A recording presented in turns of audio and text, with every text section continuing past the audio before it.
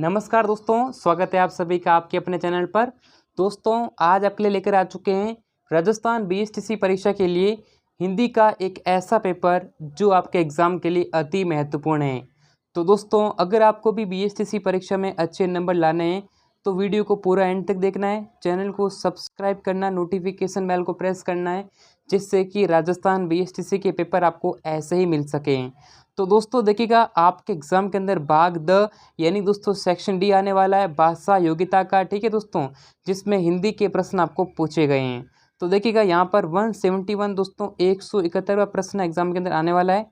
य र ल व य र ल व किस वर्ग के व्यंजन है, कौन से वर्ग के व्यंजन है, ये आपको बताना है। य र ल व, ठीक है दोस्तों।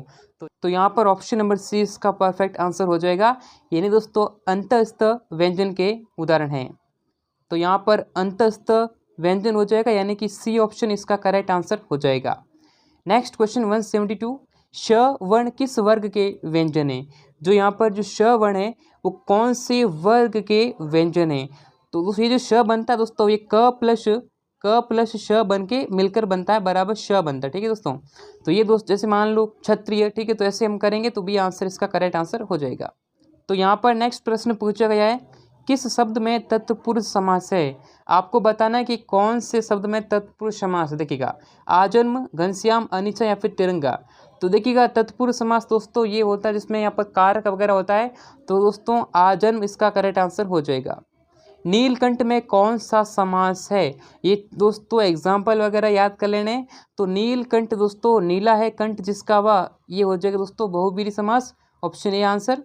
निश्चल शब्द में कौन सा उपसर्ग लगा हुआ है। निश्चल, तो उपसर्ग दोस्तों यहाँ पर ध्यान रखना है, उपसर्ग और प्रत्यय के बारे में आपको ध्यान रखना है दोस्तों, ठीक है। उपसर्ग दोस्तों किसी भी शब्द के आगे लगते हैं और प्रत्यय जो है किसी भी शब्द के पीछे लगते हैं। तो उपसर्ग आगे लगते हैं, प्रत्यय पीछे लगते हैं। तो यहाँ पर आपको बताना है दोस्तों, देखो निश्चल तो ये कैसे बना है, ठीक है दोस्तों, ये कैसे बना है, इसमें कौन सा उपसर्ग होगा वो यहाँ पर बताना। देखिए इसमें जो है नी उपसर्ग हो जाएगा। ओके दोस्तों, ऑप्शन ए। अन्वेषण शब्द में कौन सा उपसर्ग है। देखिएगा ये जो बनता है ना दोस्तों, इसमें अनु प्लस एशन बनता है, ठीक है। तो ये अपना मूल शब्द और उपसर्ग, इसमें क्या हो जाएगा, अनु हो जाएगा। तो अनु प्लस ऐसन मिलकर बनता है अन्वेषण। तो ये अपना जो है ऐसन तो मूल शब्द है और ये अनु अपना उपसर्ग हो जाएगा, तो ऑप्शन ए। कृतज्ञ शब्द का सही विलोम है।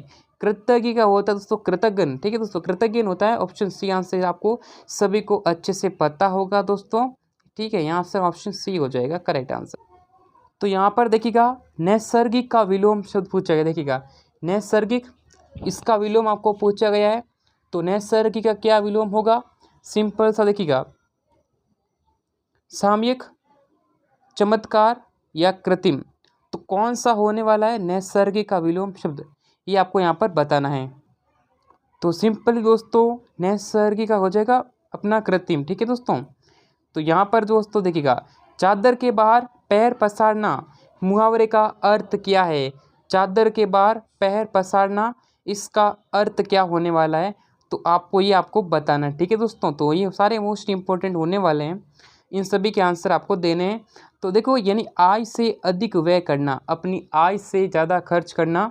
किस क्रमांक में संधि का सही विच्छेद नहीं है, कौन से में सही विच्छेद आपको नहीं है वो बताना। देखो वाग, अनु प्लस छेद अनुच्छेद, सत प्लस मार्क सन्मार्क सही, अभि प्लस एक अभिषेक, वाक प्लस ईश होना दोस्तों, ये क होना चाहिए, ठीक है। तो वागीश होता है, क का ग हो जाता है, तो ये अपना इसमें ए वाले में जो है करेक्ट गलत होगा, ठीक है। यहाँ पर ग की जगह क्या होना चाहिए, क होना चाहिए।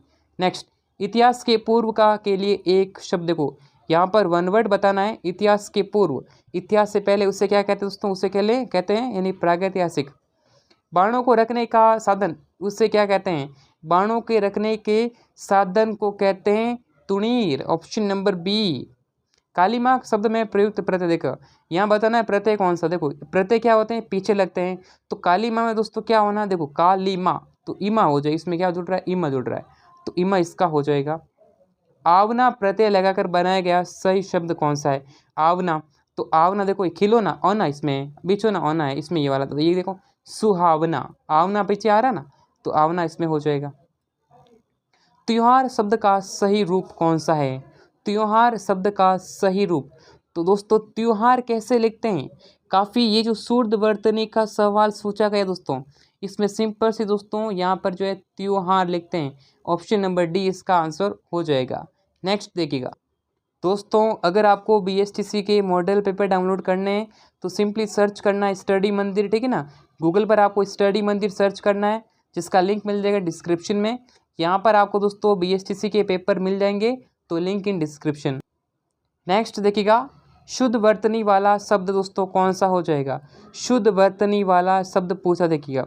प्रतीक्षा, प्रतीक्षा थोड़ी दोस्तों यहाँ पर बड़ी मात्रा आती है, प्रतीक्षा नहीं होता। देखो प्रतीक्षा को ऐसे लिखते हैं, ठीक है दोस्तों, प्रतीक्षा, ये वाला तो गलत हो जाएगा। तो ये option number C answer correct हो जाएगा।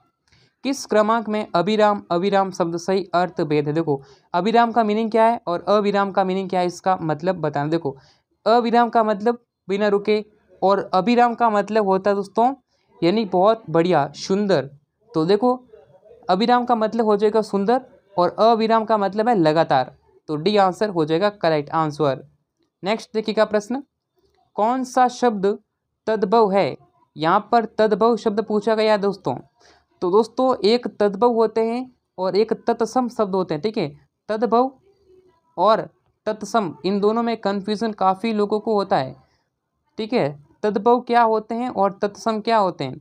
तद्भव दोस्तों वे शब्द होते हैं हिंदी वाले, ठीक है दोस्तों, और जो तत्सम है ये अपने संस्कृत वाले शब्द होते हैं।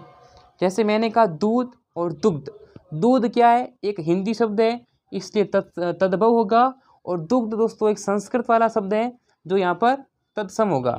अब आपको ध्यान रखना है कि तत्सम शब्द जो है वो संस्कृत के होते हैं, तद्भव शब्द दोस्तों हिंदी वाले होते हैं। अब आप दोस्तों ऐसे कैसे याद करोगे, कन्फ्यूज़न होगा कि भाई कौन सा शब्द किस में हो, तो कुछ भी मत करना। देखो ये लिखा गया है दोस्तों तत्सम।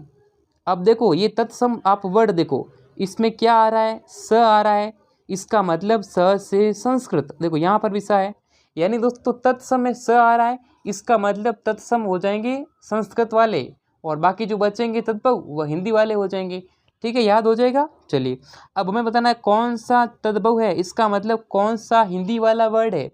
तो देखो नीरज, सरोज, सूरज और उरोज, तो कौन सा हो जाएगा? देखिएगा ये सारे दोस्तों, देखो ये सूरज दोस्तों, सूरज क्या है, हिंदी वाला शब्द है, इसलिए क्या हो जाएगा, तद्भव शब्द हो जाएगा।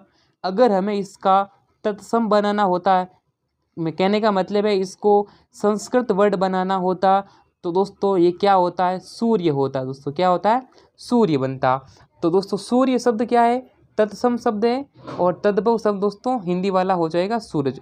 इस प्रकार से सी आंसर करेक्ट हो जाएगा। तत्सम शब्द का चयन कीजिए। तत्सम मतलब दोस्तों संस्कृत वाला वर्ड बताना है, तो संस्कृत देखोगा पाहन, दांत, पाषाण, देखो पाषाण हो जाएगा, तो पाषाण ऑप्शन नंबर सी इसका करेक्ट आंसर हो जाएगा। संस्कृति शब्द से विशेषण बनेगा, संस्कृति से कौन सा विशेषण बनेगा? संस्कृति से बनेगा सांस्कृतिक। तो नेक्स्ट प्रश्न पूछा गया है, निम्न में से किस वाक्य में सकर्म क्रिया, जिसमें दोस्तों कर्म दोस्तों, ठीक है, जिसमें ऑब्जेक्ट हो, जिसमें कर्म उपस्थित हो, उससे सकर्म क्रिया कहते हैं। देखिएगा राम भूल जाता दोस्तों, ये वाला इसमें कर्म नहीं है, मैं जाता हूँ इसमें कर्म नहीं है, कोयल उड़ती इसमें कर्म नहीं है, लेकिन बाबूलाल पुस्तक पढ़ता है, तो ये जो पुस्तक है ना दोस्तों, ये क्या है, ये ऑब्जेक्ट है, ठीक है दोस्तों, क्या ऑब्जेक्ट है यानी कर्म है। तो ये option number D answer correct answer हो जाएगा। गजवसा का पर्यायवाची शब्द नहीं है, गजवसा का पर्यायवाची शब्द नहीं दोस्तों। देखिएगा दोस्तों यहाँ पर कुंजरासरा है, रंबा है, केला, लेकिन जो मुकुल है वो यहाँ पर नहीं हो जाएगा। नेक्स्ट देखिएगा, निम्नलिखित अनेकार्थों को एक अर्थ उनके सामने लिखा गया है, और उनका एक दूसरा अर्थ दिए गए चार विकल्पों में से है, उन्हें चुनिए। देखो अंक बराबर अंक दोस्तों, यानी दोस्तों आपको एक एक करके अर्थ दे रखे हैं, इसका दूसरा जो अर्थ है वो चार विकल्पों में से सेलेक्ट करना है। तो देखिएगा अंक, अंक का अंक जो है, अंक बराबर संख्या, और संख्या दोस्तों क्या हो जाएगा, अपना अंग, सत्य, गोद या फिर शरीर। तो क्या हो जाएगा दोस्तों, देखो अंक बराबर संख्या, अंक बराबर संख्या, और गोद इसका हो जाएगा, ठीक है दोस्तों। अचल का मतलब है स्थिर, ठीक है दोस्तों, स्थिर है मतलब ये स्थिर है, तो इससे क्या कहेंगे, तो अचल बराबर स्थिर, तो इसका हो जाएगा पर्वत। यानी कि दोस्तों स्थिर क्या होता है, पर्वत स्थिर होता है, उसी प्रकार ये डी आंसर हो जाएगा।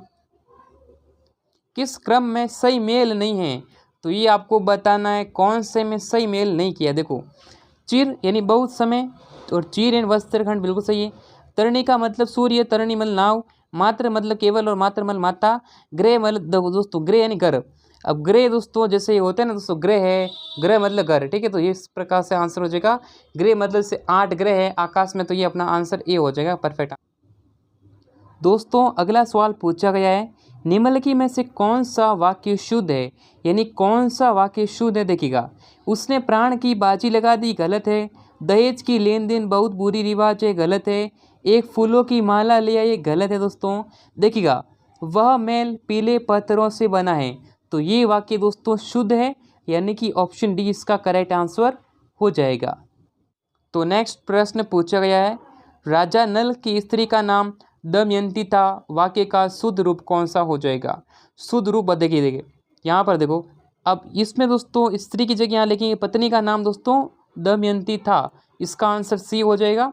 निम्नलिखित मुहावरों में से किस मुहावरे के सामने सही अर्थ नहीं लिखा हो। देखो, बालू की भीत उठाना, इसमें दोस्तों व्यर्थ प्रयास करना बिल्कुल सही है। बगले झाँकना, जवाब न दे पाना, ये बिल्कुल सही है। राग बिगड़ना, स्वर बेसुरा हो जाना, या फिर दोस्तों कौन सा नहीं है, तो देखो लहू का घूंट पीना, क्रोध को दबाना, तो इसमें आंसर हो जाएगा सी ऑप्शन। तो नेक्स्ट प्रश्न पूछा गया है, आंख का अंधा गांठ का पोरा लोकोक्ति का सही अर्थ है दोस्तों, इसका हो जाएगा मूर्ख किंतु धनी। दोस्तों क्या हो जाएगा, मूर्ख किंतु धनी, ऑप्शन डी आंसर हो जाएगा। स्वर संधि के भेदों का सही उल्लेख है। स्वर संधि के भेद दोस्तों कौन कौन से हो जाएंगे। स्वर संधि 5 प्रकार की दोस्तों, ठीक है दोस्तों, दीर्घ संधि, गुण संधि, वृद्धि संधि, अयधि संधि और यण संधि। दीर्घ, गुण, यण या वृद्धि, अयधि, ऑप्शन नंबर ए इसका आंसर हो जाएगा। तो दोस्तों इस प्रकार हमने डिस्कस किए राजस्थान बीएसटीसी परीक्षा के हिंदी के मोस्ट इम्पोर्टेंट क्वेश्चंस। तो दोस्तों वीडियो को लाइक करें, चैनल को सब्सक्राइब करें, नोटिफिकेशन बेल को प्रेस करें। तो फिर मिलेंगे नेक्स्ट वीडियो में, तब तक के लिए जय हिंद, वंदे मातरम।